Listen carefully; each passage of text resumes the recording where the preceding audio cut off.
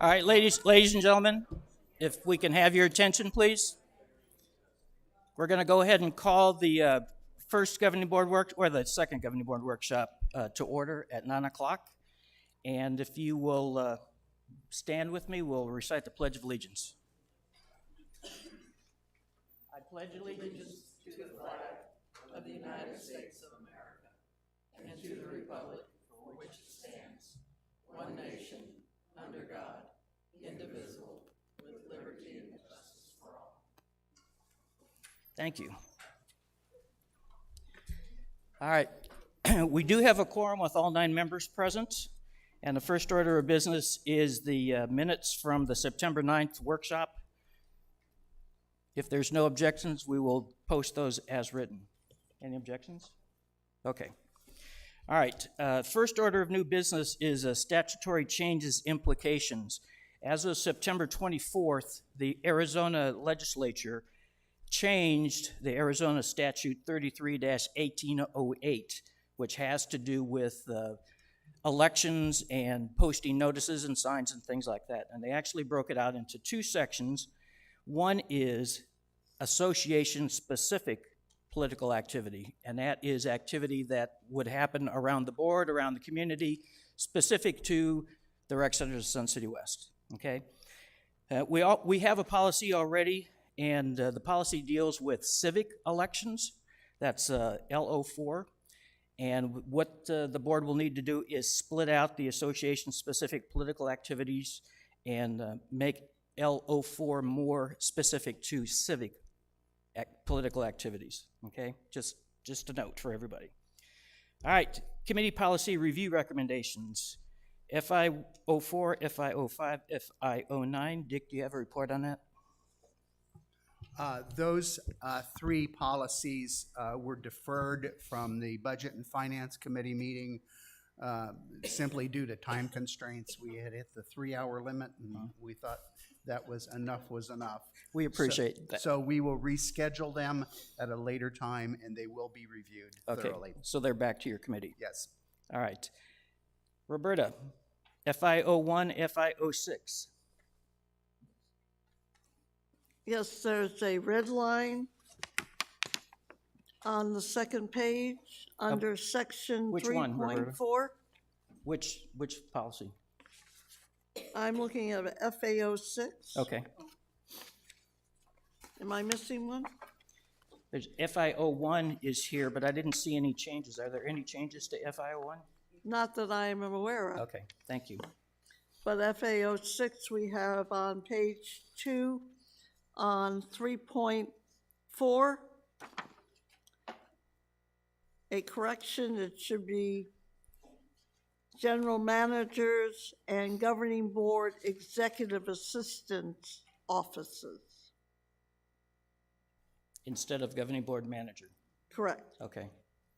All right, are there any comments to that? If not, I'd like consensus to go ahead and move this to the general meeting for a vote. Any objections? Okay, we'll move that to the general meeting for a vote. Next one, this is 3.03, softball improvement capital programs. And let me just state right now that 3 of the committees have seen this presentation before, and most of the directors, if not all, have been in presence with them. So we're going to have the abbreviated version today, and we do have a couple of long presentations today. My goal is to keep this under an hour and a half. Please. All right. So noted. All right, Craig. Or David, you going to give the presentation?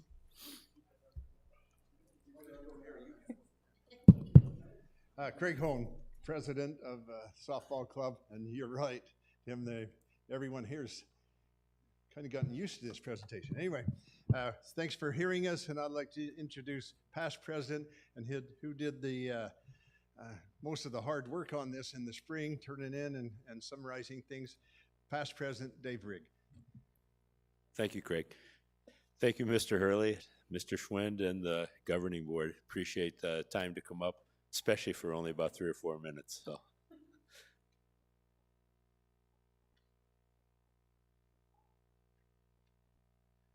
The club is basically looking for 4 programs that we can have improvements made for the Liberty Field.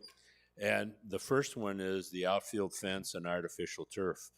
There has been a proposal to replace the outfield fence, and what the club is proposing is at the same time when that happens, we change to the artificial turf from grass. And the biggest thing is the federal, state, and county mandates that are coming down for water usage, conservation, and that sort of thing. So we think it's a timely approach to take to that. And Carl, he's going to be doing some talking too on some of these things. And if we can do them together, that's going to save a lot of time, downtime for the club for using the field. And it'll also save wear and tear with large construction equipment and stuff that'll probably be coming through there. The other thing that'll do is it'll save maintenance costs for Sun City West, we feel. And the individuals, we're not saying would be laid off, but then they could work in other areas that have shortages as well. The updated bleachers is primarily to improve both safety and accessibility to the bleachers by handicapped and individuals that have mobile problems. Right now, they have to do a lot of walking to get down to the lower level to get up into the bleachers, and then they only are limited when they climb up the bleachers to get in to some of the seating. So the proposal here is basically to move the bleachers back so that then they'll have access from the parking lot level, the street level, to gain access to the bleachers.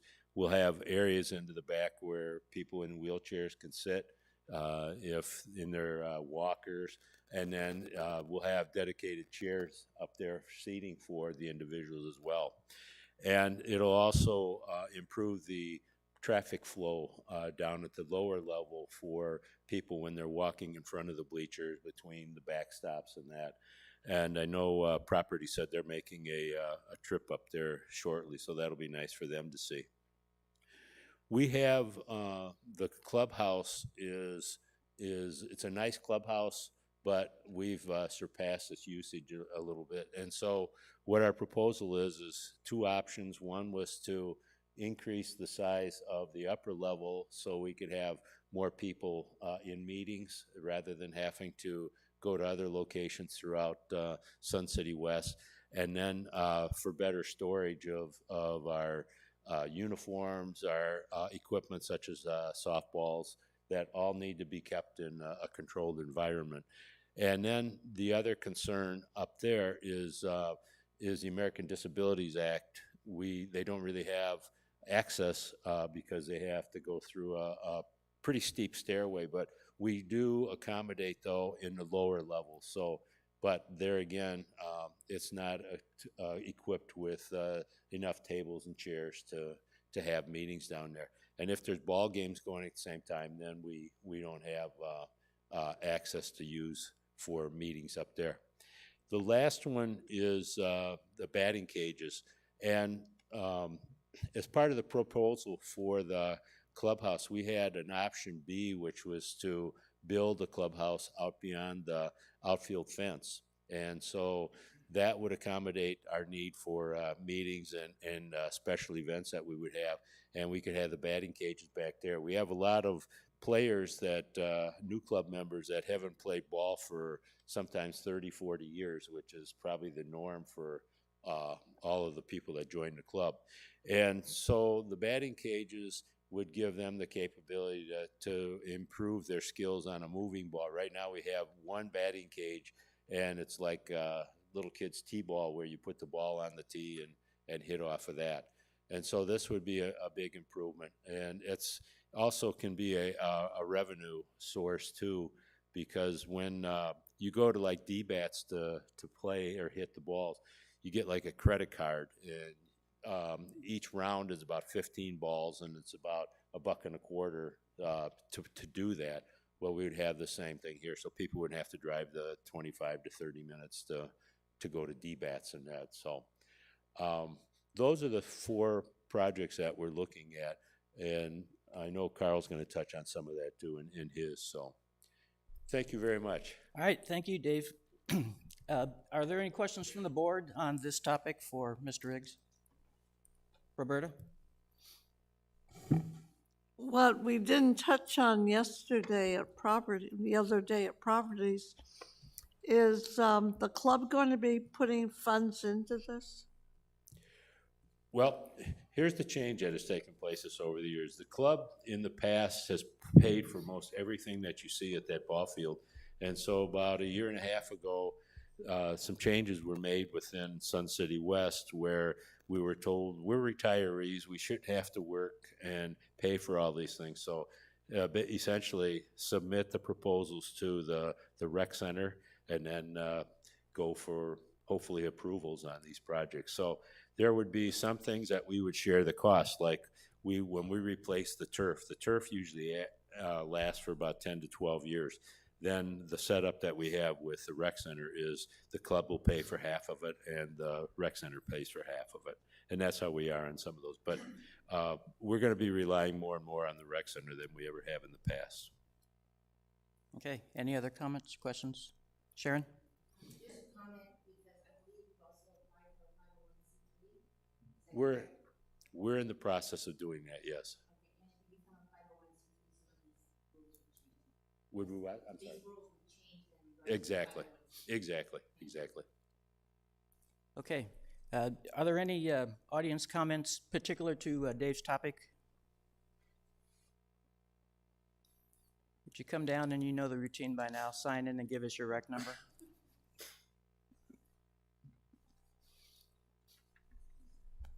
Lynn Kellis, 129120. My question is, 1, how many cages are you going to be putting in? And 2, is this going to be available to all people in Sun City West? The proposal calls for 2 cages, and yes, it would be open to Sun City West residents. And if, let's say, they had family members come in, they could do that as well. Perfect. Thank you. Okay, just one procedural comment. This is a club-requested addition, and they have filled out the Form CR13, which clubs need to do. It did go to the Charter Club Committee, it did go to the Properties Committee, and it did go to the B&F Committee, which it needed to do before we could actually put it on the budget for us to consider. And that covers it. I just want to say that they did go to the committees. The committees did not make a recommendation at this time, but later on they will recommend to the board for or against it as we get deeper into the budget process. Okay? Thank you. Thank you. All right. Lawn bowling. Overseeing Environmental Manager Todd Patty. Can you give us an update on what's going on at the lawn bowling turf?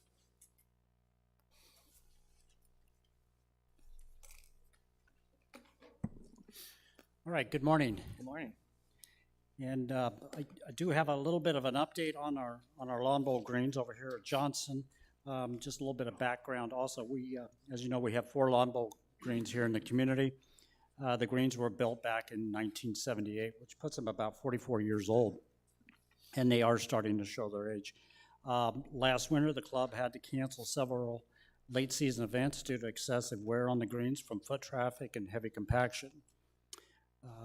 Greens are not overseeded like what we do on the golf courses in the fall, so therefore they cannot recover from any damage that occurs during the winter months when they are dormant.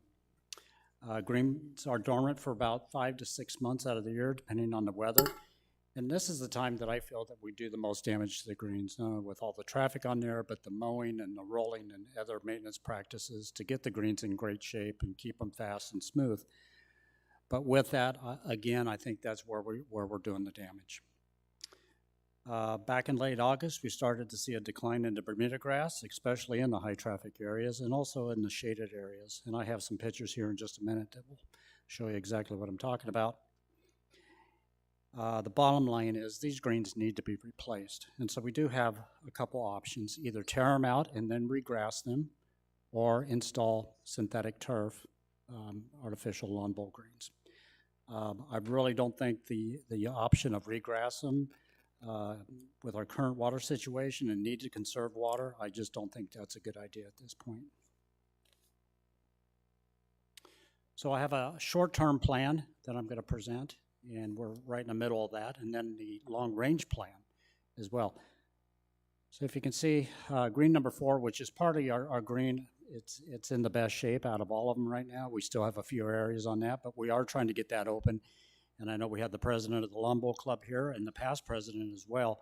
And I've been meeting with them on a weekly basis, giving them updates and possibly when we can open up that green number 4 to the members. So we're going to meet again next week, and then we'll come up with a date. And hopefully within the next couple of weeks, we'll be able to open up that green. Number 3, you can actually, I talked about the heavy traffic and compaction on the edges of the lawn bowl. You can see these are the areas, and these are the areas that also went out last year. We were having problems at the tail end of the winter season, so now they're just resurfaced again. I know it's kind of dark, but that number 1, you can see the shaded areas, the shade from the building, and then the canopy that we installed a couple years ago. You can see how it casts shade out there too. The thing with Bermuda grass, it's a warm season grass. It cannot perform in the shade. It really can't. Ryegrass can, but Bermuda grass cannot grow in the shade. So that's where we're having the problems. Here's another picture. Also the shaded area, really bare, and a real decline of the Bermuda grass. Again, here's another picture of the high compaction areas, foot traffic from over the years. And it's just not on this side, but it goes on all 4 sides of the lawn bowl green on the outer edge where everybody stands and plays the game of lawn bowl. So our short-term plan is to continue maintenance and recovery plan on greens 3 and 4, and then overseed greens 1 and 2. And we've already completed the overseed. We had some manpower that was available, so we went ahead and did that this past Wednesday. And I think we probably should start seeing some germination as soon as maybe tomorrow, if not Sunday, and then things will start greening up. Now, there's a chance that we may have some problems with the germination. We put down a pre-emergent back in early August.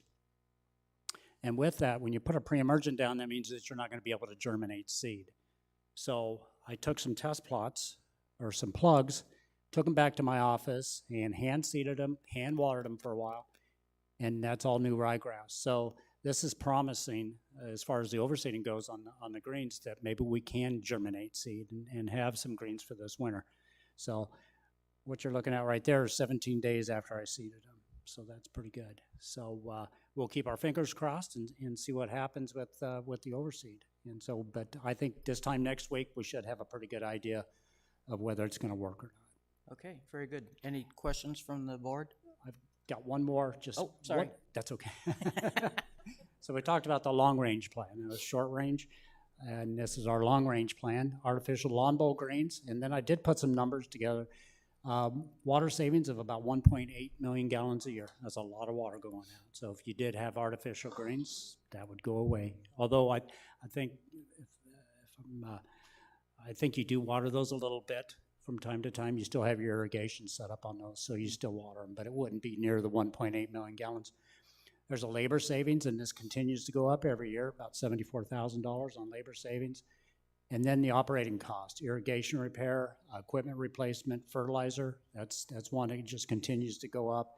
Top dressing sand, our annual laser leveling that we outsource every year to do all 4 greens, and then our chemical cost, that'd be insecticide and fungicide. So we're looking at about $100,000 to $125,000 a year that we're putting into lawn bowl right now. And again, that cost continues to go up. And that concludes my report. Now? Yep, sir. Okay. Todd, is this included in next year's budget, the 23-24 budget? Not right now, it's not. No, this is really early. We're kind of on the ground floor of all this. We really haven't put numbers together yet. I've been talking to our CFO. I've talked to our general manager, and so hopefully we can put something together shortly. And as soon as I do, then I'll have another update and a report as we go forward on this. Okay. Any questions or comments from the board? Roberta? Does the club have a preference to play on artificial versus normal grass? We can ask him the comment when we get to the audience comments. All right. I had some questions over here. Did you have one? Do we pump that water, or do we pay for the water that is used there? That's domestic water, that waters the lawn bowl greens, so, yeah.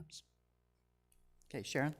I believe someone on the properties committee that had put down a couple of these different, not necessarily lawn bowling, but fields where she, with, in high schools, had mentioned that there were some differences of new grass coming out that had been tested. Are we also looking at that in regards to, because I know that I've been on the artificial turf in general, but it heats. The heat is pretty hot. I mean, it's pretty, that's why I asked if I think with Dick as well, did we ask the club Right. specifically? or You know, as Roberta? far as some of the new turf out there, it's called Tiff Tough. It does conserve like 30% less water. And so we are using that on some of our golf courses right now. We put that down last year over at Stardust, and then as we go forward, we're looking at using some more of that. But we're not looking at that for the lawn bowl at this time. Okay, thank you. You're welcome. Any other questions, comments? Pete, Mr. CFO? I mentioned this at the committee, similar to softball where you guys are discussing the large dollar replacement item within the R&R, the fence. This would also apply here. We have a considerable amount set aside in a future year for the concrete and a sewer line underneath. The club itself has asked for shade canopies. For Carl knows about LED lighting in that, so it really has to be brought all together if you want to coordinate that activity as well. Okay, all right, thank you. Lisa, did you have a comment? I did, thank you, Tim. Todd, also for future, I guess, presentations and as you go forward with this information, one of the questions I have is if we're looking at turf, can you put together numbers as far as do we have to do all 4 courts at one time, or can we do 1, 2, or would it make sense, like cost-effective wise, just to go ahead and do all 4, or can we lay it out differently? And we have had some discussions on that, and so we talked about maybe if we could do 2 and 2 and that type of thing. So, but again, we're at the early stages of this, and so all that will come out at a later time. Great, thank you. You're welcome. Okay. Any audience comments on this?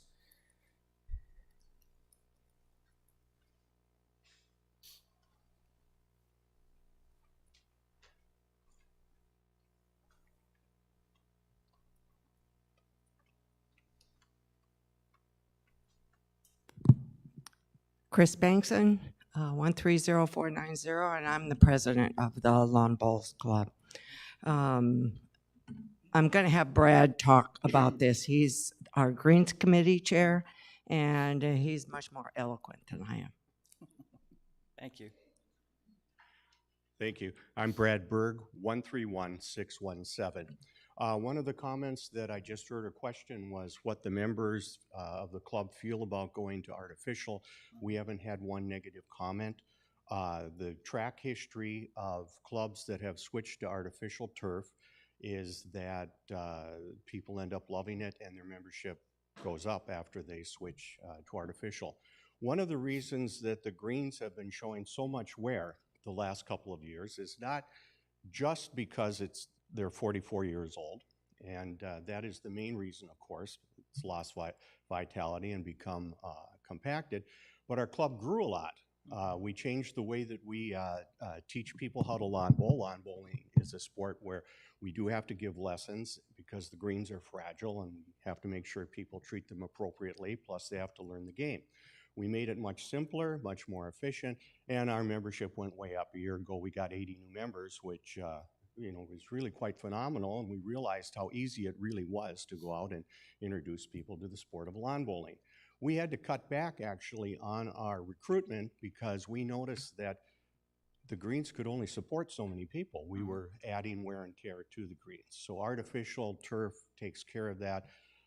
They're very durable. I bowl twice a week, or 2 different artificial greens each week, several times. One is 14 years old, and it still bowls great, and it's almost maintenance-free. I bowl over at Grand Lawn Bowling Club. They did this about 5 years ago, and at Grand, the members take care of the maintenance of the green, and we're perfectly willing to do that, which is a big cost saving for the community as a whole. One last thing, I want to stress how much we appreciate the work that Todd and his crew have done for us on these greens. They have lived and died with these greens this year, and it's been a very taxing year for them. And we're just incredibly grateful for the work that they've done and for the interest and concern that all the staff at Sun City West have expressed towards us, and how helpful that they've been. And we're really appreciative of that, and that's maybe something you don't hear enough from some of the club members. So I wanted to make sure we got that across. Thank you. I appreciate that. And we will stay tuned, Todd, to see how the overseeding goes. And if artificial turf is not an objection by the club, we can look at that certainly in the future. All right, great. Thank you very much. Thank you. All right, moving on. Initial proposal for the 2023-24 capital project list. Capital Projects Manager Carl Wilhelm. Thank you, Mr. President. Good morning, directors. Morning. Audience. Part of the project planning process and our policies, if each and every year we put out as early as possible all the information so that committees and directors of the governing board can review and ask questions about the initial budget. This is where we are in our timeline. Since July 1st of 22, anybody that requested a special new project did so per the project planning process. The process has gone quite well this summer. I've met multiple times with the softball club. They are one of a couple clubs that came with initial requests. The lawn bowling club met with me in July, and based on the information you just heard from Todd, we are timing that presentational information a little differently down the road so that you have a better understanding of what that club has requested. So I'd like to spend a little bit of extra time on the new portion of the initial proposed capital budget, starting off with the softball club requests. I'm happy to say that each committee has heard the capital requests, seen the same exact list that you're going to hear today. So that's started with budget and finance this week. We went then to chartered clubs and the properties committee, and there was a lot of good conversation, questions, and requests for more information as we go into the November cycle of committee meetings. And just a reminder of the project planning process. This is a fluid list. This is the first time that you are seeing it. And based on the questions that were asked, you'll have more information in November. And after completing the November committee meetings, it is our hopes that the committees have enough information to make a recommendation to you, the board, so that the general manager can receive the initial budget per policy by December 1st. Moving on, softball clubhouse expansion. This is a project requested by the club that requires additional homework, if you will, engineering, discussions.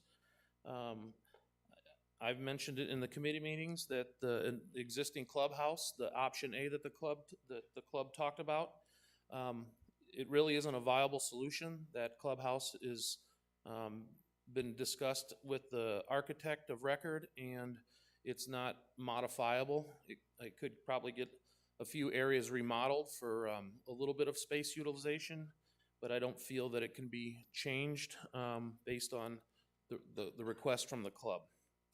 The option B that they have mentioned behind the outfield fence for a 2,000 square foot additional clubhouse, the space allows for an additional building to be built out there most likely, but the infrastructure of Kuntz Recreation Center does not at this point in time. We don't currently have a sewer out there, and we certainly don't have the electrical requirements needed for a building like that, nor do we have a fire system line in that general area for a new building. So if we were to proceed with this planning in some form or fashion, additional work and discussions need to happen and set it on its right course for engineering and architectural discussions in this either season of budget that's being proposed or in a multiple year for master project planning. Moving on to the bleacher area renovation, the club and the rec centers invested some monies into creating a set of plans between 2014 and 2016. I presented those set of plans. They are a beautiful renovation of the bleacher areas. Those renovations on those set of plans include a completely reimagined bleacher area, ADA accessibility, better logistics for the daily users that walk between the first and third base line. That plan is certainly an option, but it comes with a very large capital expense. I've discussed with the club and shared this with all the committees that this project request can receive some form of value engineering to meet the needs of the club. In other words, take all of their ideas and find the best solution without quite turning it into a spring training facility like you might see in the cities. So that is open for some more discussion, and again, I look forward to the feedback from the committees as we move forward. The softball field artificial turf request. It is in my interest as a project planning manager that please consider if this softball field request for artificial turf has a positive recommendation, that we also consider that the outfield repair and replacement item of the replacing the outfield fence be considered at the same time. They are both large capital expenditures, but for logistics purposes, it's my recommendation that they be done at the same time. I would hate to have a new fence disturb an expensive artificial turf install. And again, I recommend that they be done concurrently with one another. And then the last new CR13 request was the softball field batting cages. The club has requested it to be outside of the outfield fence. I see no logistic issues there other than, again, that would need some electrical infrastructure to be researched. And then the recommendations from the committees to the governing board on whether they agree with that location, its feasibility, the discussions of community use. Moving on, we have the rest of the new capital requests from staff or others. It has been brought to the general manager's and staff's attention to do an electrical and mechanical assessment of our golf course buildings for space utilization purposes and the discussion of EV carts. We have that proposed after discussions with the architects and the engineers for electrical and mechanical, that if we were to do an evaluation on all 14 buildings, the proposed cost would be approximately $93,100. Moving on, Kuntz. Excuse me, Carl, Yes. before you move on. Golf Committee Chairman Harry, will you describe what your committee's going to do about this with the subcommittee? Right, we brought the issue up of electrical carts and, you know, buildings, facilities, all of that to the general board meeting. And the general, just brought it forward, not looking for any vote or any approval or anything. They recommended that they send it back to the golf committee to form a subcommittee, which I am doing, and we'll have a member of the properties and a member of budget and finance on this committee, a couple members from the staff and members of the golf committee, and they will sit down and work as a subcommittee to come up with a plan of when, if, how we will go forward and look at electrical vehicles. Great, thank you, Harry. Carl? Thank you. Moving on with another new capital item request is the Kuntz Art Room HVAC duct replacement. This is an HVAC duct system, and it has been requested to replace it with new ducting. Over at Desert Trails, we have a couple of projects. The Pro Shop Manager and Golf Ops manager, Pat O'Hara, have brought forth a FR1 request for a roof structure to be built over their storage area. So this is a small storage area between the pro shop and the garage. They would like that covered so that they can store additional materials that the garage has no room to handle, the pro shop has no room to store. It's similar to the areas that I've done at Pebblebrook, and it's virtually an identical roof that you might see at Deer Valley's pro shop. The second portion of that, the same management team has asked that the pro shop's patio get expanded and receive a fabric shade canopy like identical to that I've completed a year and a half ago at Deer Valley. R.H. Johnson pickup trucks. I'm going to skip through some of these items or just quickly review them. R.H. Johnson's facilities operations asked for a new pickup truck. The sports pavilion manager, Barry Hardesty, has asked for a new sound system in the Lizard Acres pub. There's not currently a sound system in there, and this kind of goes hand in hand with an R&R item that the Barry has requested for replacing the sound system in the sports pavilion that does exist. Back over to R.H. Johnson, environmental storage container.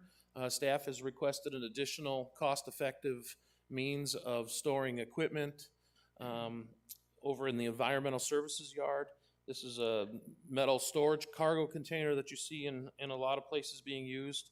Today's cost for a container is about $8,000, so we placed a little inflation on that, and we hope that that gets approved. That completes the new capital categories. Does anybody have any questions? Roberta? What happened to the old storage container that environmental services was using So as an office? There's currently 4 containers. 2 are owned by the ARC, the Automotive Restoration Club, and fully used. 2 are environmental services storage containers, and they're fully used. And this is for facilities staff. The request is for the facility staff, and it would go in the same location. The building you're referring to was fully demoed and removed. It was basically an old ice cooler that was made into a temporary office, and Environmental Services now has a new addition built, and it's completed. Any other questions? Moving on to the R&R portion of the initial proposed budget.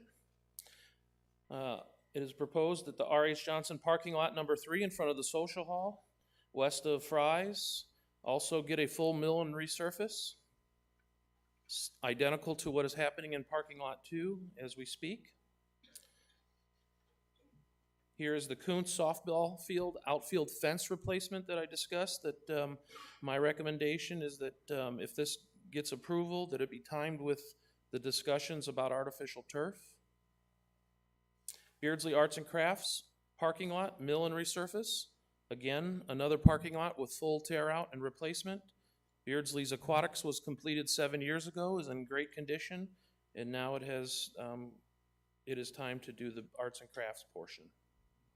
Palm Ridge pickleball light fixtures convert to LED fixtures, part of our energy conservation program. We have gone to each and every rec center and replaced all the internal lighting. We have completed all of the parking lots exterior to energy conserving light fixtures. And it has been brought to my attention that the only areas left were a few sports facilities. So you have lawn bowling's lighting and walking track that has to be addressed at some point in the future. We have the old fixtures at the Kuntz tennis facility to discuss in the future.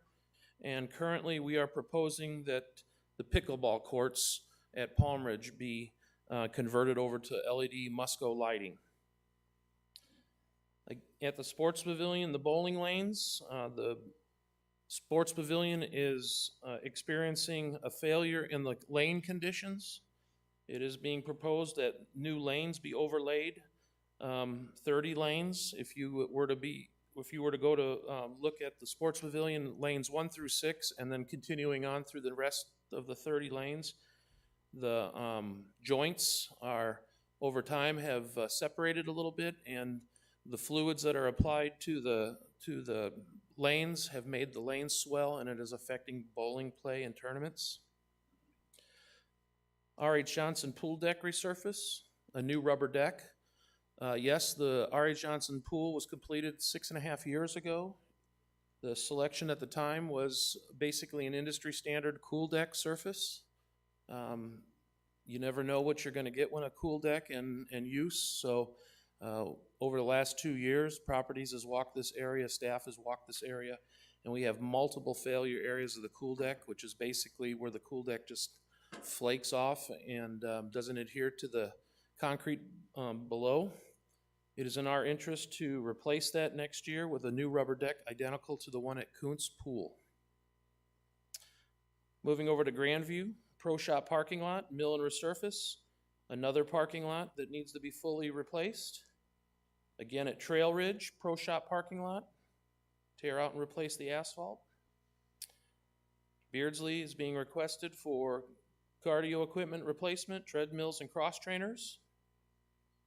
Over at the Sports Pavilion, part 2 of the lanes overlay replacement is the ball returns replacement. The 2 projects go hand in hand. R.H. Johnson Metal Shop roof tile replacement. And then in a moment, you'll hear about the flat roof restoration. After building the new addition, it was recognized that that roof needed attention sooner than the original schedule that I had planned for the restoration of that property. So we're proposing that it get done next year, basically 1 year earlier than originally planned. R.H. Johnson's bocce courts flooring replacement. This has been in the tool for some time. We have pushed this project off for a few years, and based on the good conditions of the bocce courts, but it's finally met its useful life. All of the fibers are breaking off, and after our storms, you'll see little pools of fiber from the artificial turf. This will require also the plinth boards all the way around, or the backer boards, to be replaced. The price that you see here is initial for just the turf. So you'll probably see a bit of an increase on this budget line item as we get into the next presentation month. Kuntz Craft Rooms 3, 4, and 5. Staff is requesting chair replacement. The Kuntz pool heater is up for replacement. R.H. Johnson Metal Shop flat roof, as I referred to earlier, for restoring the flat roof areas.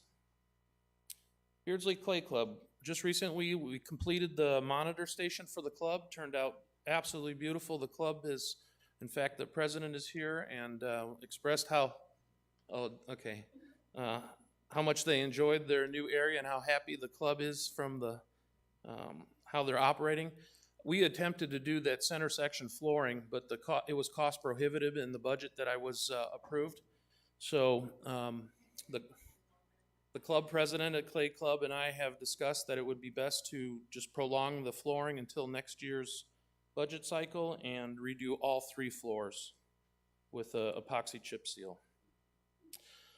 We have a very small list for HVAC units in the 23-24 cycle, so those items have been included.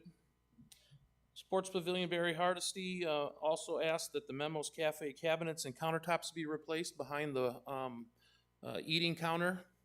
If you were to view those, they are in very poor condition. Basic store-bought white cabinetry on the walls with a white countertop, and I have a plan to replace them with new millwork and a new countertop system. Bowling area sound system that I referred to earlier. Carl, if I'm not mistaken, and Bill, correct me if I'm wrong, but I was thinking that at the last Sports Pavilion meeting, we had discussed that was going to be put on hold because that Memo's contract was going to be up in August of 2023. Did we not discuss that? Correct on the contract date, but on the on hold, that's not ringing any bells with me. No? Okay. Russ, you get anything? So, No? No, okay, so we need to talk to Barry, I think. I'll bring it up to Barry, maybe we, at the next week's Sports PAP meeting. Okay, thank you. Thank you. And I would just mention too that no matter the vendor that's in that space, the cabinets, and they need to be done, so. Moving on to Beardsley requires a new auto scrubber. R.H. Johnson Lawn Bowling Flat Roof Restore, another seasonal roof restoration. And the line item Coons Chemical Controller Replacement will be struck from the list at your next November review of this list. It is not needed. Also an R&R for golf ops and maintenance. You will see the yearly golf maintenance equipment included, golf maintenance vehicles, 20 additional golf carts. Todd manages the golf course asphalt, so he has requested Grandview Golf Course Cart Path Slurry Seal. Landscaping is requesting a new mower, pickup truck, Grandview Golf Course Lake Aeration number 6 and 8, Trail Ridge a golf ball picker, Desert Trails Golf Cart Utility Hauler, and Echo Mesa Golf Course Lake Aeration work number 1 and number 8. That concludes the R&R portion of this year's initial budget, capital budget. Do I have any questions? Sharon? Okay, I'm gonna get booed for sure, but I'm gonna ask the question anyway. When we're doing roof replacements on things, are we looking at anything to do with solar? Are we just not cost effectively taking it out and saying we're not gonna, I mean, I just wanna know what we're doing with it. We are continually approached by solar vendors. We do have policies in place that, prohibit us from leasing solar. So that's always been one of the topics for discussion on that. I will say we do have solar at the Echo Mesa Maintenance Building only.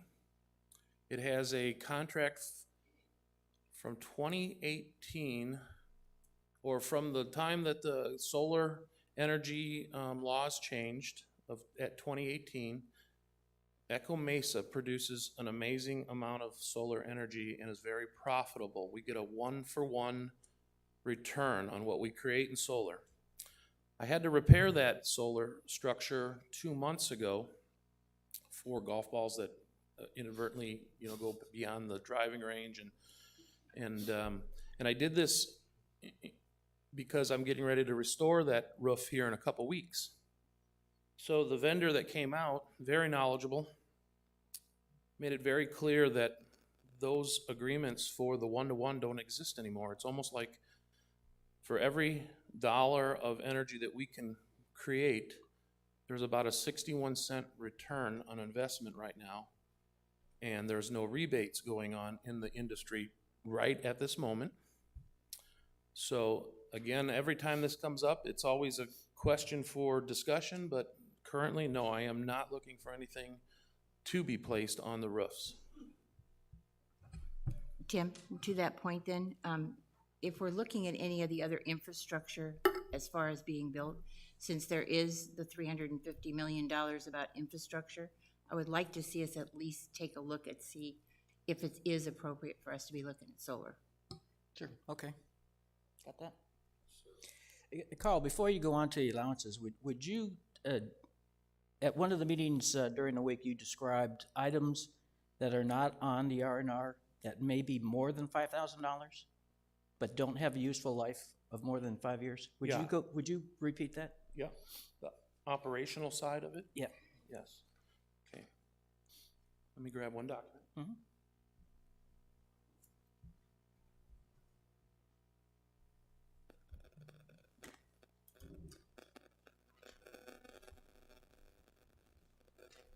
But while he's looking for that, I'm going to steal a little bit of Cliff's thunder here.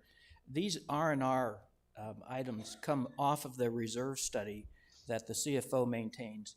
It includes over 1,200 items that are considered capital items. And capital items are more than $5,000 cost and a useful life of 5 years or more. So what I've asked Carl to explain is why there may be some items that cost more than $5,000 but aren't on the reserve list. Thank you, Mr. President. And the last section of the proposed budget is the allowance categories. CFO and I have met, reviewed everybody's request for previous history of allowances, and virtually there's been no changes to the allowance category. When you think about allowances, it's for the unknown areas of our rec centers that might need service, such as safety and structural requirements, well pump replacement, unexpected facility improvements, equipment, information technology, energy conservation, and ADA compliance upgrades. That total, again, is $400,000 to be proposed into the budget. Mr. President, the next item is that category you were discussing. This is the initial capital portion of our budget.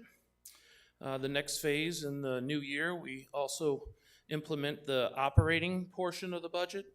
Items that don't qualify for 5 years of useful life and over $5,000 are considered an operating expense.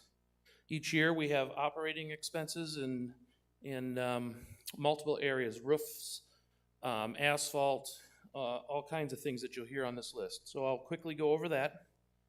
Community offsite walls, paint repair walls.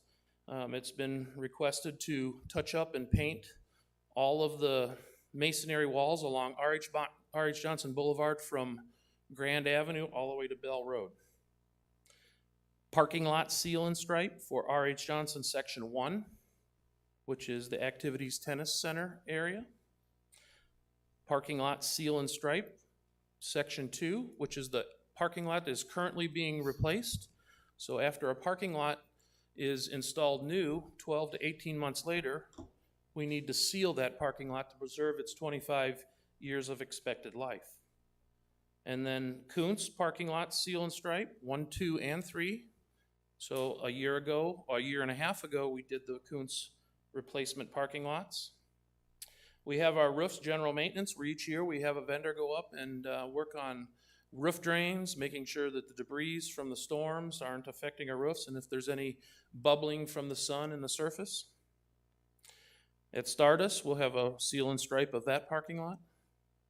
Palm Ridge, Summit Hall, each year we do the hardwoods screen and seal, basically a roughing up of the hardwoods and putting a new seal coat down. Same at the Social Hall for next year. Racquetball requires a refurbishment, so we will be sanding that down all the way to its bare floor and putting its first levels of seal coat on it. The metal shop just was completed with a tear out of its asphalt, so next year it'll get a seal and stripe. Same with the Kuntz walking track. And then finally, the ping pong hardwoods seat screen and seal. That concludes that list. Okay, thank you. Any questions for Carl? Ann? Carl, what's the total of that list? The total of that list, would you like it included with the proposed CR13 softball requests? No, just those last items that are going to be operational expenses. If you don't have it, that's okay. I believe I do. I filed my document here. $231,000. Thank you. Okay. Great. Dick, do you have a question? Yeah, I do. Carl, just as a point of clarification, the softball field outfield fence replacement for $648,901. That is not included in the softball request for renovations. That is correct. That is an item that we have been tracking since the last renovation of that fence line. I believe an additional reinforcement project and chain link to make it higher multiple years ago. So then that item became a repair and replacement tool item. So now we are at this conversation of artificial turf and the idea that the fence needs to be a little higher for the modern play that's happening. And the scheduling of that through your diligence and through your review of the physical structure, it's due now? or is it being put on here because of the? It's certainly not gonna fall down tomorrow, so, it's just best planned to be done with any other major capital in that same area. Thank you. Jack? To clarify then, Carl, the fence that we're talking about is not the one that has the banners on it. It's the one that's so very high to keep the balls within the confines of the field. It is the entire back outfield fence, including the portion that holds any advertising on it, Okay, great. yes. Thank you. Okay. Thank you, Carl. Thank you. All right, moving right along. We are narrowing down to 55 minutes here, so let's continue quickly. Cliff?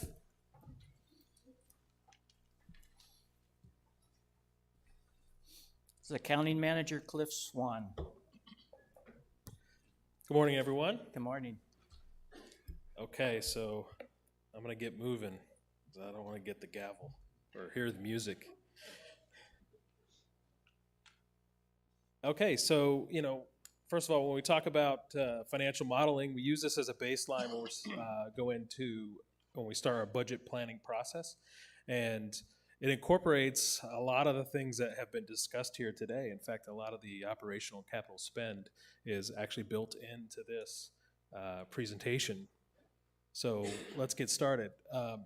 When we're modeling, it's all about the reserve fund for us. At the end of the year, we project a reserve fund balance and compare that to our fully funded balance and as a percentage.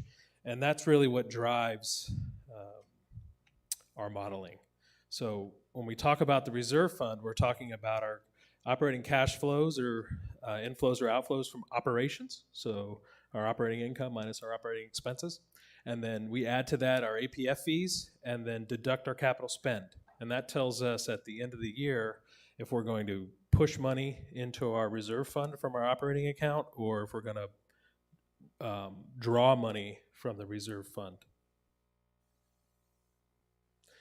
So we look at our funding sources in total in a pie chart. All of our funding sources fund not only our operations, but also our capital spend. And those expenditures are funded by these sources. So when we look at our funding sources, 45% of our overall funding comes from membership, 31% comes from golf, and 17% comes from APFs. So all of the funding goes into our operating account, and then we do that calculation that I talked about previously to determine what is either pushed into the reserve fund or drawn from the reserve fund at the end of the year. So why do we have reserve funds? First of all, they're policy mandated. So we have a policy, it's FY04, which states that we calculate what our reserve funds are from our operating cash flow, and these monies are set aside so that we have money to for repair and replacement items. So we want to avoid special assessments. We don't want to come knocking on the door and ask you for a special assessment because we haven't properly planned to cover an expenditure. And then we also want to maintain and preserve the property values, not of the association, which is really important. It's an investment, but also it's a reflection on your homes. The better value that we have here in our assets, that translates to better value to the community, which translates into higher home values. So we have this thing called the reserve tool or the reserve study, and that it's a tool that provides a current estimate of the cost of repairing and replacing major common area components such as roofs and pavement over the long term. The reserve study is made up, like Tim had talked about earlier, it's over 1,200 items. There's a $5,000 value at least and at least a 5-year useful life. The current replacement cost of those assets is roughly $98 million when we talk about the reserve study assets. And then one, kind of like an important point about the reserve study is that this reserve study is completely connected with the association and with the operations. So when I say that, what I mean is when Todd is looking at his golf equipment, he knows that that mower, for example, is on the reserve study. He's not thinking, oh, I've got all this equipment that I've got to replace, and boy, I hope there's money for it, or I hope the CFO is, added it to the reserve tool. The reserve tool is, like I said, completely connected with how we operate and with our books, with our assets. So it's a very detailed tool that Pete and our CFO Pete and the management team are constantly scrubbing and monitoring. So that's the capital side. So on the operations side, our largest expenditure is, people and power. Bill talks about it all the time, but 63%, for example, 63% of our overall operating expenses are associated with wages and benefits. We're a service industry. That's where the bulk of our expenses are. The other, another large component is utilities, which is 10%. So when we talk about people in power, or people specifically, we measure our FTE counts. So FTEs are full-time equivalents. Okay, they're not full-time employees. So we have roughly 450 to 480 employees, depending on the time of year.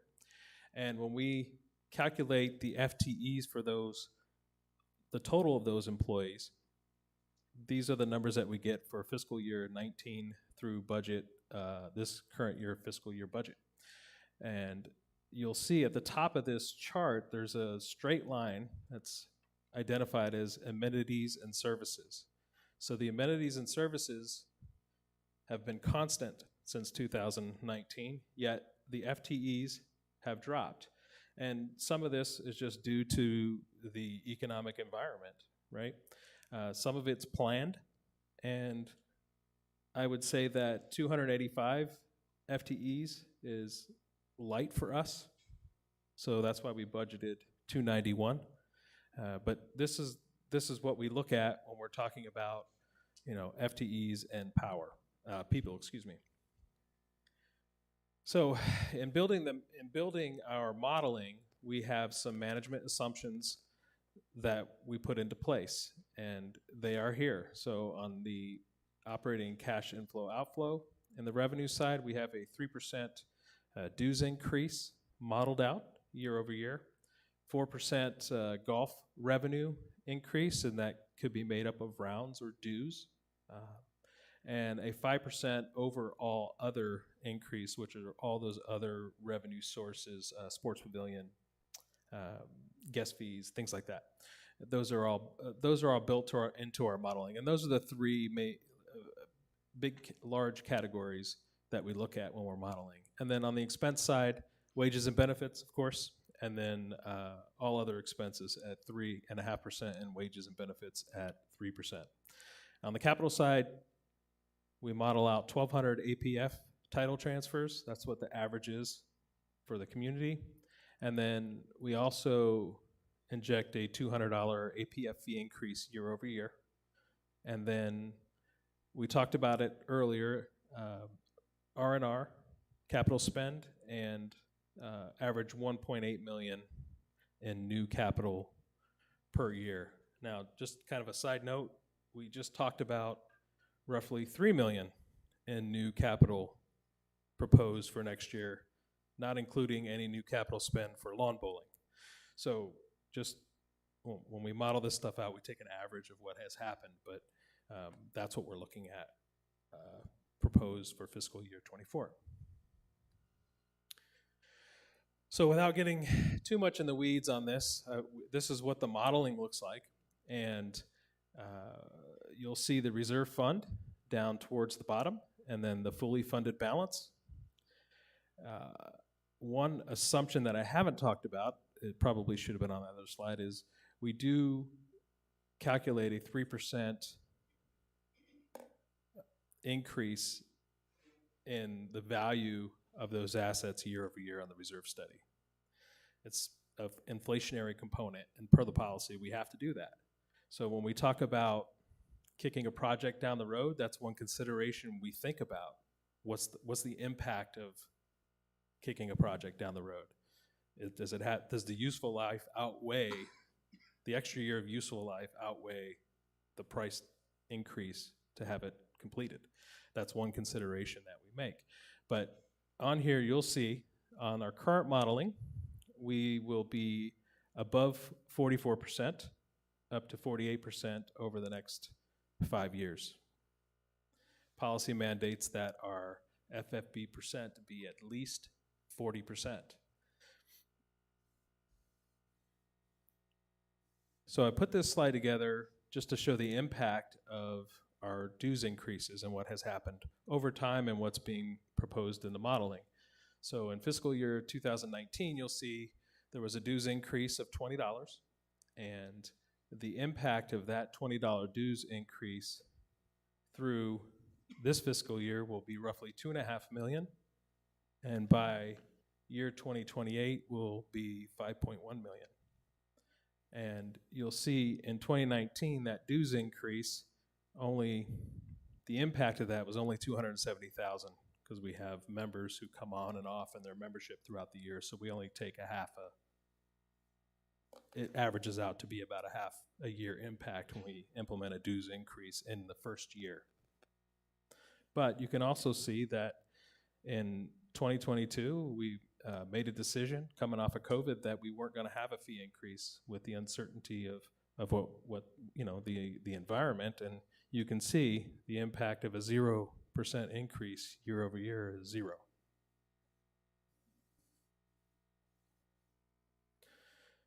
So we talked about some of the assumptions in our modeling, so let's go to some what-if scenarios. So if we take, for example, and eliminate dues increases for the next 5 years, and we inject another $5 million in master plan initiatives, say we come out with an initiative, we do this lawn bowling, which currently isn't in the works, or we decide to do some other initiative through master planning. And then also let's take our average APFs, title transfers, and take 100 transactions off of there. And what's the impact of that into the modeling? And those are all negative cash impacts. So you'll see by fiscal year 25, our FFB percent drops below the 40% policy threshold that we have set, and then will continue to decline. Now, this is just to show the impact of something like that. Obviously, we would make, we would make changes if something like that happened, but this is the impact of those modeling changes and what happens in the future. So if we decided to keep those proposed modeled out 3% year over year dues increases in the modeling, and also we decided still to spend another $5 million in master plan initiatives, and then we also decided to keep the APFs at 1,200 transactions per year, what would be the impact of that in the modeling? Well, you'll see we hold pretty strong in 23 and 24, and it starts to decline in 25, and then by 26, we are at or below for the next 3 years on our FFB percent below the 40% threshold.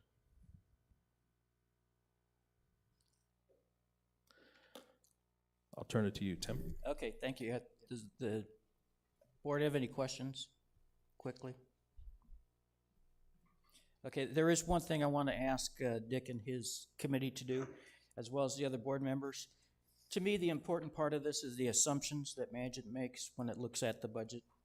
So if you see anything in these assumptions that gives you cause to worry or be uncertain about what's happening, let's make sure that we get those out quickly. Because at this point, this is very early in the budgeting process. We're going to see this many more times, but the assumptions are the base of it, okay? Right? Yeah, I think this is an excellent tool. I just editorially, I look at this and I look at the what-if modeling, And I see dropping to close to 40%, and our floor is 40%. So, you know, it just tells us we have to be very, very cautious.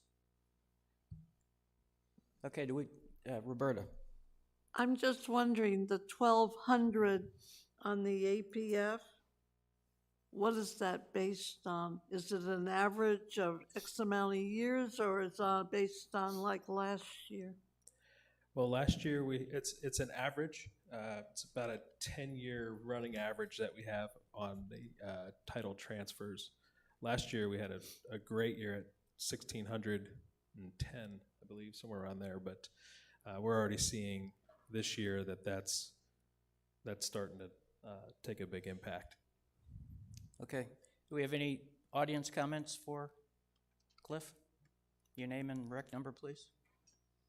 Good morning, everyone. My name is Maria DeMeo. My rec number is 13696. So in your modeling, could you go back to that one slide for me? The The assumptions? model? The assumptions? Okay. That one. The what if assumption? Yeah, the what if. Thank you. All right. Have you done an assumption on the master plan initiative? Why is that static? Could you change that number to a different number, and then would that change the totals year over year? So when I was talking about the master plan initiatives, we do have 1.8 million in the current model for new capital. Okay, so if we added 5 million in master plan initiatives, that would be the impact of that. So if we wouldn't model that out, because that would really be an initiative that would come through the board, and it would be a cumulative effect on the fully funded balance percentage, but we wouldn't model something like that out until we got closer to what those might be. But yes, we would model it. But that could be an opportunity too, right, to reduce some cost if you were looking at it. The board would control that more or less by approving, right? Correct. Okay, perfect. And then for the eliminate due increases, you said something about if in 5 years, I want to make sure I understood that right. If in you look at it in 5-year buckets, so that if you reduced it to 0 for 5 years, then we would be in deficit down the road. Did I understand that right? The impact of that, well, yes. So if we look at the modeling, right, that's impacted in the operating cash flow, that top line. So that would be the impact specifically of those dues increases for fiscal year 23 through 28. So what if you looked at it as maybe it's not 5 years? What if you did do due increases for 2 years? Okay, so if you look at the dues impacts, you can see in each year. So for example, in year 2025, the 3% increase would be, 2025, the 3% increase would be $16. That would have a $212,000 impact in fiscal year 25, and then $424 every year after that. So on the modeling, it would be a 5-year impact, and it would be roughly $1.5 million in our total cash funding. Right. I was just wondering if you could shorten the years. You don't always have to do the 5 years. As you look at your modeling, you could to give the members some sort of a benefit, right? Yeah. And then you can pick it up again after, like give them a win for a short win, is what I'm saying. This was you could literally do that by just adjusting the modeling, absolutely. Okay. And that's why I put this in here, because you can look at this and see what the impact of those dues increases in those years would be. And Perfect. You can add or subtract, but yes. Okay. Yeah, thank you. you're correct. Name and rec number, please. Bill Weaver, 124087. Nice shirt. Yeah, I just have a kind of a cautionary thing. I'm sure that you can forecast the expenses into the future because all your equipment doesn't die at the same time. But if you have a large amount that's going to die in 4 years versus having some lean years, then I would guess you would use this tool to take that precaution so that you can build up instead of depleting and keeping your percentage at a, trying to get to 40%, but keep it high so that when you get to this big year, Yeah. you have planned for that. Yes, that is built in there. Actually, the capital spend that you see, the capital spend in about the third line down, it says capital project spend. That amount comes directly off our reserve study, which has the lifing, also the 3% increase over time. It also incorporates that. But yeah, it's a direct component of that. And then roughly $1.8 million in new capital added to that is included in that number. But it's pretty exact. Okay, thank you. You're welcome. All right, thank you, Cliff. We're going to make a slight adjustment to the agenda. We're going to move 308 up instead of 307, if everyone doesn't mind. And that's the water conservation update from our general manager, Mr. Bill Schwinn. Thank you, Tim. Good morning, everyone. In the spirit of briefness, we live in the Sonoran Desert. It is a very precious environment. Water is precious. It is all the facts of life as far as that goes. So if you see a leak, fix it. And that concludes my report. We're going to talk just a little bit about water conservation, a little bit of update as to where we are. Lizard Acres. There we are, 1978. Any of you around at that point in time? I'm not sure. No, I was down the street in college, as a matter of fact, but here we are today. And so Sun City West built out. So there's a lot of homes here, there's a lot of people here, and what sustains people in the desert is water. So this is a very hot topic, and I was going to talk a little bit about the state of Arizona, where we live and how water is managed. So in the state of Arizona, agriculture is still the #1 user as far as water use goes. Over time, basically, it's getting better as far as that goes. I don't think you see as much cotton growing in the state of Arizona as you did 50 years ago. That was a huge water demand. So in the agricultural world, their improvements are improving. Municipal use is improving, as is industrial use. So we're all getting smarter with how we use water in a conservational world, and we need to. So the two delivery agents that we rely on here at Sun City West are the Arizona Department of Water Resources and EPCOR. ADWR is the underwater system that we draw from to irrigate all of our golf courses. EPCOR is the provider of all the potable water and all the recreational or the residential use water in your homes, what we fill our swimming pools with. People take showers here, and we irrigate a lot of our property, all of our landscaping and whatnot, all with EPCOR water that we pay for. So in the state of Arizona, it is a very, very well-managed system, the best in the country. And they have developed what's called active management areas. So basically, we are assured an adequate water supply as long as we live here. That's the game plan. So ADWR has designated areas in the state where water use is regulated due to heavy reliance on mined groundwater resources. That's what we do. We have water rights, we drill into the ground, we bring out water, and we move it around as to where we need it. And so there are 5 AMAs in the state of Arizona, and we fall under the one that is called Phoenix. So just talking about a little bit about water. Arizona uses 3.6 million acre-feet of water a year. Concept, Empire State Building, New York City, fill it full of water, that's an acre-foot of water. If you take a football field and cover it 1 foot deep in water, that's an acre-foot of water. So Arizona uses 3.6 million of those. Sizable. Arizona has just a shade over 300 golf courses in the state of Arizona. Arizona's golf demand requires 61,900 acre-feet of water annually. We, Sun City West, are allocated 3918 when it comes to irrigating our 7 courses. And we do a good job in managing that. Mother Nature also assists. You can see what she delivers as far as the monsoon season, and like seemingly everything else in the year 2020, she was sick. Didn't show up. We only got 3/4 of an inch of rain. But compare that. I mean, everybody talks about the monsoons in Arizona and the summertime water and whatnot. Compare that to this slide where we look at our annual rainfall. 2019, 11 inches. It's pretty good.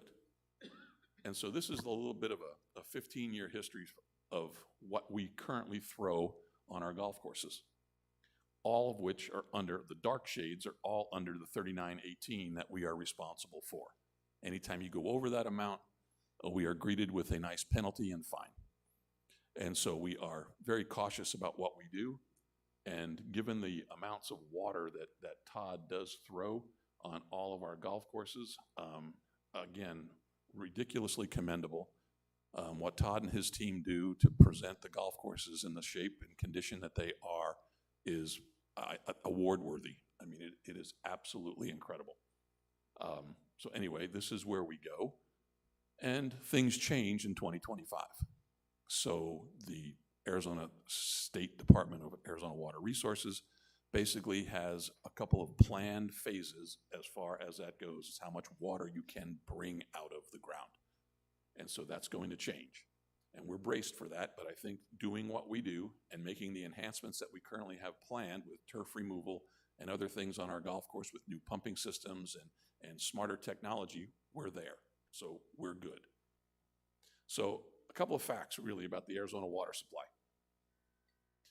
We are currently below 1957 water use levels. Again, a lot of that has to do with cotton and a lot of the things that were farmed in Arizona a long time ago. Things have changed, right? Not as many farm fields now. There's a lot of rooftops that took away a lot of the farms around the valley and other places in Arizona. So things have changed, and residential use is a lot less than agricultural. But the unique thing about Arizona is that we've got 5 times more water stored than we use. There's an ocean underneath Phoenix. It's a wonderful, wonderful situation based on ADWR and all the hydrologists that work for them. Basically, they have put together a multifaceted portfolio of water supply, and it's the most advanced management of groundwater in the country. It is really, really good. So here's a breakdown of how Arizona and what we use statewide as far as where the water comes from. Again, groundwater is the most heavily relied on, as is the Colorado River. You've heard in recent news stories about the recent cuts that are coming down as far as what the state and the federal agents are doing about the situation at Lake Mead and how the water is depleted up there and who's getting what. So that will affect the state, primarily surface water users like farmers and those types of things. Salt River Project, that kind of thing. Groundwater was not really affected by Colorado River water. So that's what we are heavily, heavily reliant on. More information will come out on that at the end of this month, and we will continue to do water conservation and water updates as we go through these workshops and the like. But I want to touch on effluent and wastewater. Only 2% currently. I think in time, if you watch year after year, that 2% is going to raise dramatically. There's a lot of water that we consume that goes down the drain and gone. And so reusing that water for various types of other uses is important. And those systems are being developed as we speak. Again, 39% of the Arizona water supply is provided by the Colorado River. Again, primarily surface users and farmers. Nevada relies 100% on that. California 60, Colorado 30 to 40%. And like I was talking about as far as the reclaimed, 93% of the water that goes into the Phoenix waste system can actually be reclaimed. So those are the things and the technologies being developed that we really want to take advantage of and use. Arizona is the national leader currently in reuse water. And just a quick comment, not that I want to beat up California too bad, but it does send more water back to the Pacific Ocean than the city of Phoenix uses annually. So let's talk about golf a little bit, because that was our big draw when it comes to groundwater. Overall, golf-related water is only 2% of the statewide total, but it drives a $4.6 billion industry. Golf is important in the state of Arizona. So much so that the Arizona Department of Tourism recently granted us $440,000 to assist us in removing turf at some of our golf courses that get down to the required 90-acre limit. And so for a couple of courses that we're working on currently, once that turf is removed, we'd be able to cash in and pick up $105,000 for each of the courses that we fix. So that's a good note. But again, that money's coming from the Arizona Department of Tourism. They understand the economic impact of what golf does to this state by generating the sales tax dollars that it does and all the tourism. So they're basically handing us a little bit money back and thanking us for what we're doing. Talking a little bit about the technology and smart irrigation. Some of you have been around Arizona for a while, and if you've ever done any kind of ball field maintenance or golf course work or park work, in the past, we used to walk around with these things strapped to our back, walk around the middle of a park, stick these things in the ground and turn them. That was a sprinkler system. Nothing was automated. It was just a crazy way to do it. If you look at old golf courses, if you fly over them, look at them, it's just a series of circles, right down the middle of the fairway, circular watering of these things. You pull them out of the ground, you play golf. And so things have changed. So smart irrigation is now upon us, and we can do things with our phone that people couldn't imagine 10 years ago. Already installed at Grandview is our new pump station with new Watertronic system. So all the brain trust and all this smart industry is on site as we speak. This project is underway, so this is a great upgrade to this particular golf course at moving forward. So again, very, very positive there. And then also part of the program, we're getting ahead of the game a little bit because like I said, in 2025, golf courses are going to be mandated to no more than 5 acres per hole, which is 90 acres per course that can be irrigated. And so a lot of our courses currently, Grandview, I believe, is close to 140 acres of irrigated turf. So we're going to be removing 40 acres of turf at Grandview, similar to what you see here. I'm not sure which golf course this is, not one of ours. But this is kind of a xeriscape scenario where 15 feet, 25 feet, somewhere behind people's homes leading up to the golf course, the turf's been taken out, xeriscape landscaping has been installed, and basically conserving water. And so Todd has been meeting and continues to meet with residents that live in and around all these golf courses to make sure they're satisfied. Most of the folks' concerns are, scared that we're going to plant trees and that we're going to block their view and that type of thing. And we're assuring them we're not going high with plants. So it's going to be a beautiful site when finished. Robeson communities, Mr. Robeson talks about the height, and I think Cliff touched on it a little bit earlier, but golf courses and golf course communities like this really have a positive impact on your property value.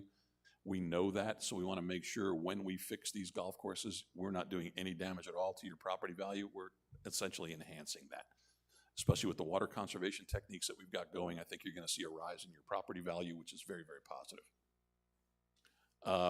This is a little chart that does show that as far as the Arizona Golf Association goes. Typically, the white stakes are showing basically on the property value of your home. If you've got golf course frontage, your house is worth a lot more than not. A couple of stats just want to throw out to you really as far as golf in Arizona goes and the water conservation thing and everything that we're trying to pull off. 10 million rounds of golf being played in the state of Arizona annually. That's a lot of golf. That's more than Tim plays. Indirect costs and jobs, about 50,000 jobs related to the golf field industry. Economic impact, 4.6 billion, 1.7 billion in wages, and it generates close to $400,000 in sales tax and local revenues in the golf industry.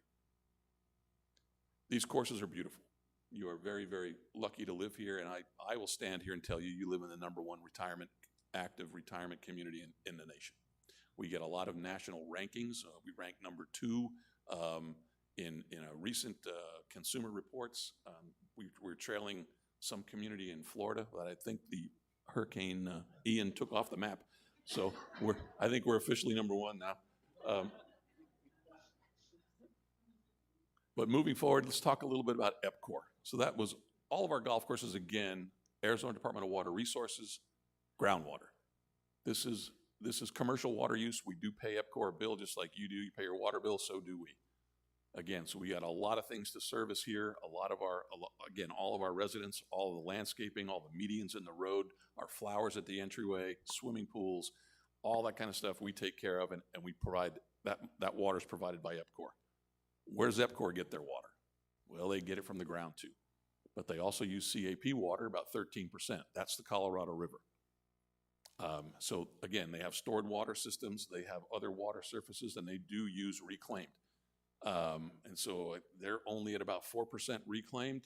But again, as that industry improves, you're going to see a lot more of what we do, what we flush down the toilets and our showers and our dishwashers and all being kind of recleaned and reused, whether it's for irrigation purposes or otherwise.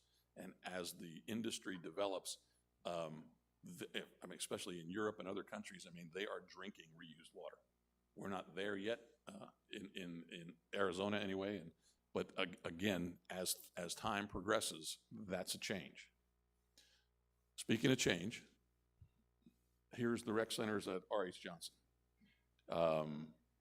Back in the day, you can see we had a lot of grass we were mowing right at our front door. It's a pretty cool historic picture. Katie, I'm going to go sidebar on you. You want to give thanks to the Historical District for that? Yeah, we are partnering with the Historical Society on a few different projects. We'll read more about that in the website. All right. And this is what we look like today. So a lot of xeriscaping, the lawns have been removed and that type of thing. This is a little bit of a shout out to Carl. As you can see, the crocodile, alligator looking parking lots that surround pickleball and the radio station and this end of the R.H. Johnson facility are all being redone as we speak. So they'll be great for another 40 years, but you can see all these 25 years, I'm sorry. Thanks, Carl.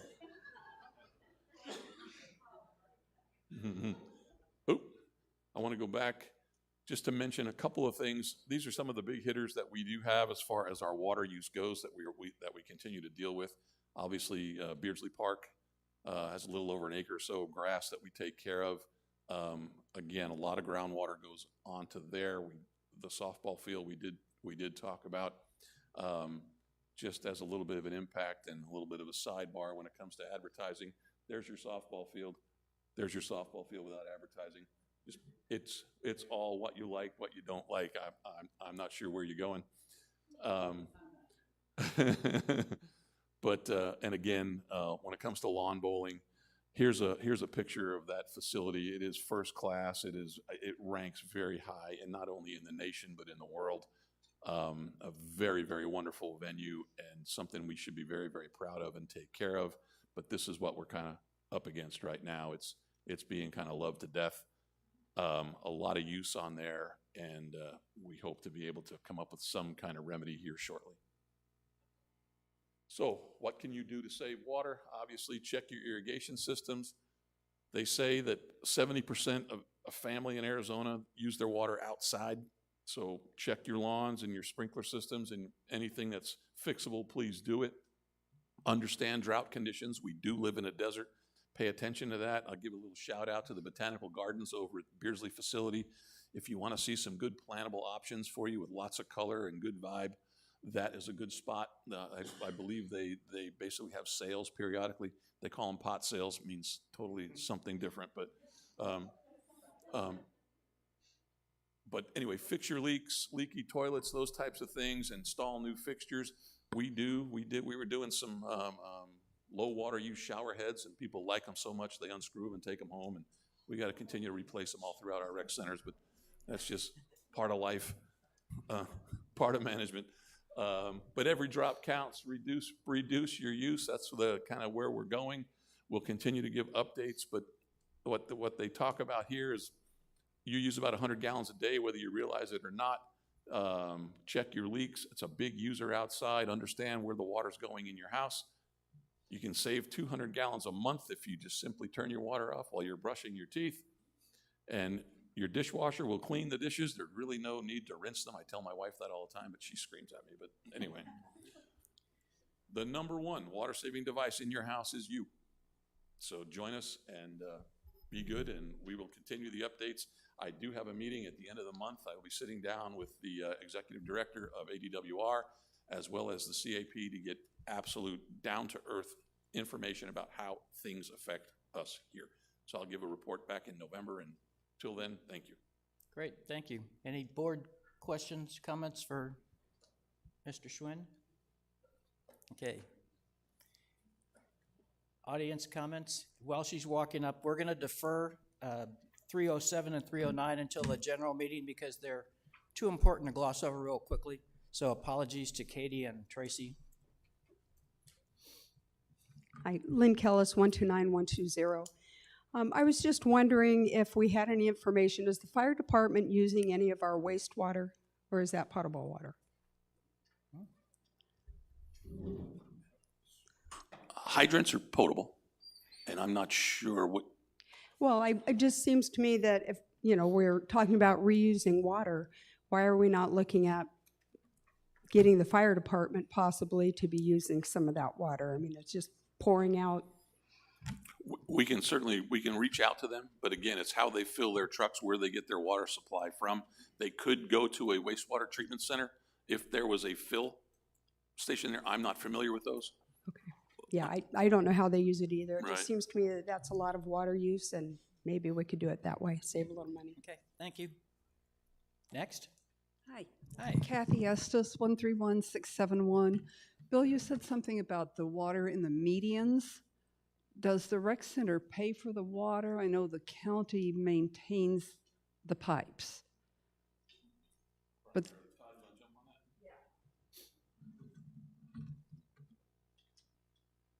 Yeah, all that watering for the landscape and the medians, like on R.H. Johnson, that is metered, and we do receive those bills. So we pay for that, even though that's the county's property. okay, thank you. You're welcome. Okay, and just as a side note, we did re-sign the contract with the county to split on even and odd years the maintenance of those palm trees and things in the medians. Okay. Any more comments? All right, our next workshop is November 4th, 9 o'clock in the lecture hall here. And before we adjourn, I have an announcement that's going to sound very dramatic, but it's not. Okay, I'm going to call an emergency session of the board by bylaw 411.2.1, and under bylaw 4.6.5.3, it's going to be a closed meeting. So as soon as we get done here, we will meet over in the conference room for the governing board. Okay, and with that, I adjourn the meeting.